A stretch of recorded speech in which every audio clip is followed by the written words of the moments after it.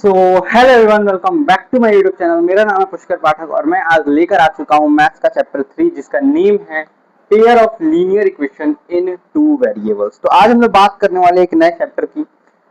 थोड़ा सा late video आया बिकॉज मैं थोड़ा बिजी था अपनी स्टडीज में। तो आज हम लोग बात करने वाले हैं pair of linear equation in two variables की। इस चैप्टर को भी आज मैं एकदम अच्छे तरीके से आपके लिए क्लियर कर दूंगा। अगर आप इस वीडियो को देखेंगे तो आपको इस टॉपिक के अंदर एक एक जो वर्ड है उसको समझाते हुए मैं इस टॉपिक को आपको क्लियर करने की कोशिश करूंगा। शायद मैं इस वीडियो के अंदर जितना भी चीजें हो सके, मतलब एक पार्ट ये बनाऊंगा, एक पार्ट और बनाऊंगा, इसके अंदर टोटल जो चैप्टर है उसको पूरी अच्छे तरीके से कंप्लीट करने की कोशिश करूंगा। ठीक है, तो इस वीडियो के अंदर हम स्टार्ट करते हैं pair of linear equation in two variable. इस चैप्टर का नेम है pair of linear equation in two variable. अब क्या मतलब होता है इसका pair of linear equation in two variables का? ठीक है, तो pair of linear equation in two variable, पहला चीज है पेयर। पेयर का मतलब क्या होता है? जोड़ा। पेयर्स मतलब कि जो भी दो दो दो प्रेजेंट हो। ठीक है, लाइक एक एप्पल है और एक और एप्पल है, दो एप्पल्स हैं तो मैं कह दूंगा कि a pair of apples are present here. ठीक है, उसी तरह when we talk about a pair, pair in the linear equations. ठीक है, जोड़े यानी pairs of a linear equation. Linear equation क्या होता है, अब इस चीज को समझो। पहले तो पेयर समझ में आ गया, देन लीनियर इक्वेशन का मतलब क्या होता है, what is the meaning of linear equation. So linear equation is defined as the equation which carries a degree 1. ठीक है, those type of equation which carries the degree 1 is known as linear equation. Okay, let's talk about it in depth. Linear. What is the meaning of linear? Linear means degree 1. Degree 1. What is the meaning of this degree 1? Degree 1 means the equation which consists of highest power as 1. Okay, like that 2x plus 1. Here the equation have one variable. Now firstly I clear about what is a variable and what is a consonant. Variable consonant का भी जो problem है उसको भी मैं clear कर देता हूँ। देखो, वेरिएबल क्या होता है? वेरिएबल वो चीज होता है, वेरिएबल वो चीज होता है जो वेरी करता है, जो थिंक वेरी करती है। वेरिएबल्स मतलब जो वेरी करे, लाइक एक्स वाई जेड, जिसकी जो आपकी लाइफ के अंदर जो अहमियत है वो कांस्टेंट ना हो। जैसे कि आपके फादर मदर आपके लिए क्या है? कांस्टेंट है। ठीक है, फादर में एक रियल लाइफ एग्जांपल समझाने की कोशिश कर रहा हूँ। What is the constant? Constant क्या होते हैं? जैसे कि आपके father mother, these are the constant, but x, your x for example, तो वो क्या होता है आपके लाइफ में वेरी करते रहेगा, आगे जाएंगे आगे पीछे होगा तो सब कुछ वेरी करता रहता है। जो चीजें वेरी करती रहे, जो चीजें कांस्टेंट ना हो। ठीक है, लाइक आपके फ्रेंड्स ऑलवेज, आप कुछ समय के लिए स्कूल्स में हो तो कुछ फ्रेंड्स के साथ हो, फिर आप when you are going in college you have new friends. ठीक है, तो you are just changing your friends, like they are variable, they are vary. Okay, so this is the, but your mother father is always constant for your lifetime. Okay, these are like constant. वैसे ही maths के अंदर क्या होता है कि we have some variables and some constant which are combined together to form a term, and when the terms combine together then it's form a expression, which expression help us to find different things and we are also use it in these types of equations. Okay, तो ये समझ में आ गया what is linear equation in two variable. What is a variable? Variable तो मैंने समझा दिया, two variable, एक variable, इस equations के अंदर एक variable present है। दो variable की बात होती है मीन्स एक x भी है और y भी है, and it means you have two variables. You have to talk about two variables like x and y, 2x plus y. This equation consists two variables with a linear because they all have a degree 1 and a pair. Pair means a pair बना देते हैं, इसका मतलब एक ये हो गया और 7 x plus 2y equals to 8, ये हो गया। Means there are two, means they are in pair like apples, like a pair of apples, and they have a linear equation. Why linear equation? Because their degree is 1 and in two variables there is one first variable and this is the second variable. तो इस through आपको समझ में आना चाहिए कि what are the major meaning of this whole phrase. This told about that pair of linear equation in two variable, मतलब कि एक पेयर है, फिर आपका लीनियर इक्वेशन है, and linear equation is in two variables like X Y, Y Z, Z X, whatever, जो भी लेना है आप ले सकते हो। ठीक है, ये क्लियर हो गया इतना? ओके, तो अब इसको हम लोग और थोड़े से ध्यान से समझते हैं कि हमको पता चल गया कि इसका मेन मुद्दा क्या है कि दो चीजें हैं a1x, मैं जनरल फॉर्म लिख रहा हूँ, general form a1x plus b1y equals to c1, a2x plus b2y equals to c2, like that. बस यही चीज है, मुद्दा यही है, ये चीजें हैं। तो ये है आपका टॉपिक आज का, मतलब आज हम लोग इसी के बारे में क्या करने वाले हैं, समझने वाले हैं, सीखने वाले हैं कि कैसे इसको सॉल्व करते हैं। धीरे धीरे सीखेंगे, पहले हम लोग इसकी जनरल चीजों को जानेंगे इस वीडियो के अंदर, और सेकंड पार्ट के अंदर हमको इसको सॉल्व करना है। इसके दो तीन वेज होते हैं इसको सॉल्व करने के लिए। यहाँ पे जो एक्स और वाई की वैल्यू निकालनी होती है, वो चीज के लिए हमको दो मेथड्स लगाने होते हैं, like elimination method, substitution method, अलग अलग तरह के मेथड्स होते हैं which we apply and find the value of X and Y. Okay, तो ये भी चीज हम लोग करने वाले हैं आज के वीडियो में भाई।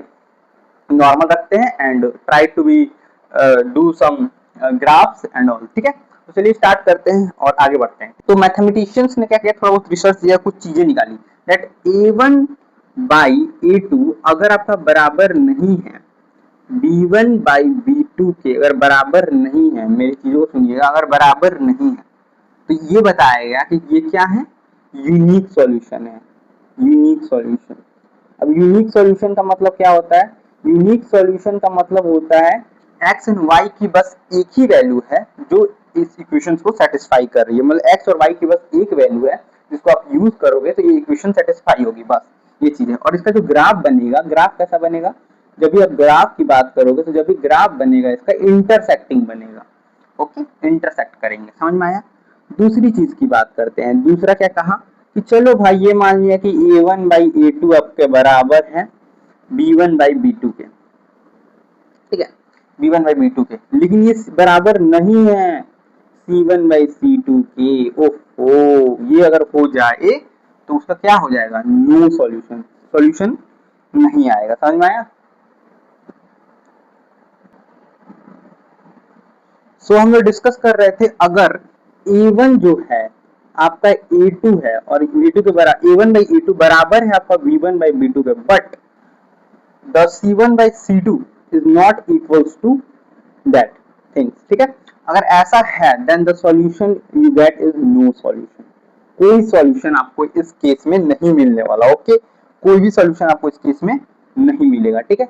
अब आगे हम लोग बात करते हैं थर्ड वाले केस की। तो थर्ड केस के अंदर ये बोला जा रहा है कि अगर आपका a1 बाई a2 बराबर है b1 बाई b2 के और ये बराबर है c1 बाई c2 के, then the solution you get is known as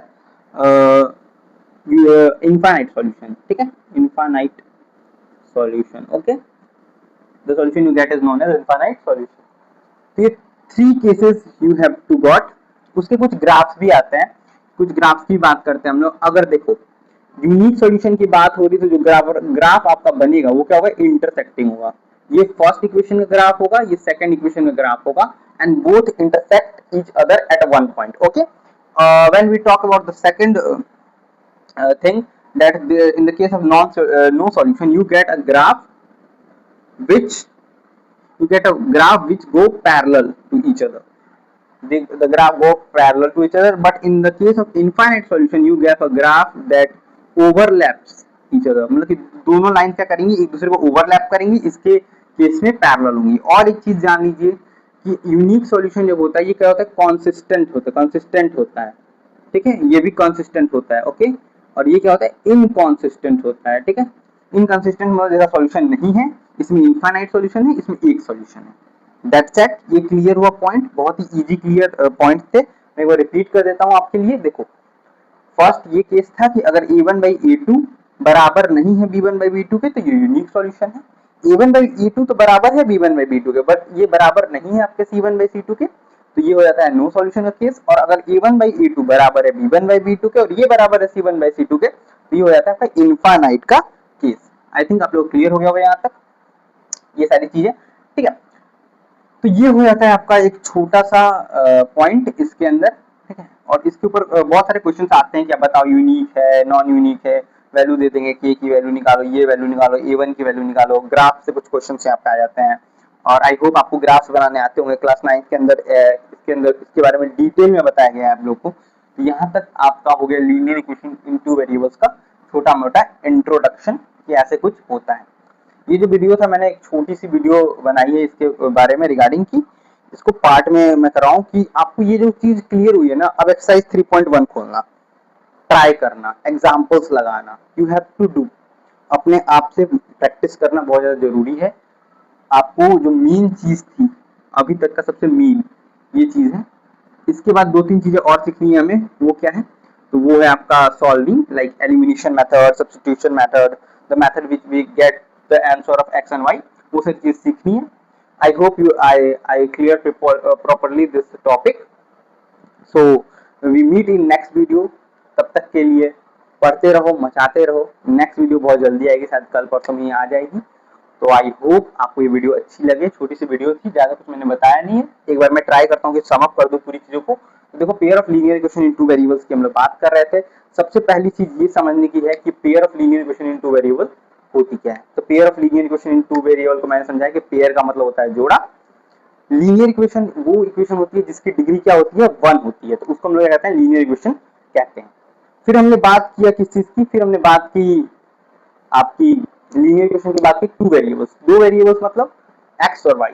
variables क्या होते हैं, जो समय के साथ क्या करते हैं, वेरी करते हैं, उनको हम लोग कहते हैं वेरिएबल्स कहते हैं। बहुत ही बढ़िया, यहाँ तक समझ में आ गया। उसके बाद हमने बात की है कि समझाया मैंने आपको दो इक्वेशन से, देखो ये देखो, इनका जनरल फॉर्म होता है a1x plus b1y equal to c1, a2x plus b2y equal to c2। इसके थ्रू इसका जनरल इक्वेशन होता है। ये सारी चीजें बताया मैंने। उसके बाद मैंने कुछ पॉइंट्स थे जो इसके बारे में आइडेंटिफाई किए गए वो बताया। इतना समझ में आ गया। अब अगली वीडियो में हम लोग सीखेंगे कि एक्स और वाई की वैल्यू कैसे निकालनी है। इसके ऊपर अच्छे से प्रैक्टिस कर लो। नेक्स्ट वीडियो है, फिर उसको देख के बचा हुआ एक्सरसाइज कंप्लीट करके चैप्टर को सम अप करो। छोटे छोटे चैप्टर हैं, ज्यादा क्लास 10 के अंदर मैथ्स में उतना परेशान नहीं होंगे, लेकिन क्लास 11 12 में मैथ्स लेना है तो मेहनत करना पड़ेगा अभी, ठीक है, क्योंकि मैथ्स 11 12 में बहुत रोल आएगा। ठीक है, हमें भी रोल आया है। ठीक है, समझ सकते हो बात को। ठीक है, तो चलिए मिलते हैं नेक्स्ट वीडियो में। तब तक पढ़ते रहिए, मचाते रहिए। बाय।